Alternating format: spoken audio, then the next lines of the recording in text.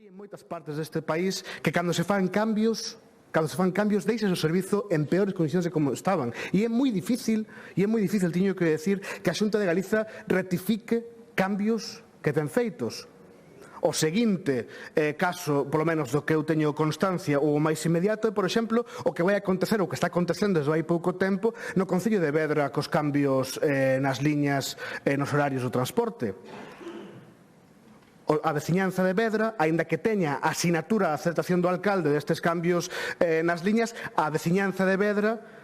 estáse revolvendo contra estes cambios, señor conselleiro, porque fan os cambios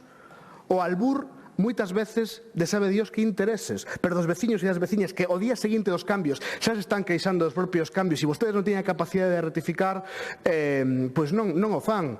Séntese a ver a cuestión que estou dicindo do Concello de Vedra e eses veciños ante este cambio de liñas e se teñen que rectificar, rectifiquen, falen con todos os sectores da sociedade ali, señor.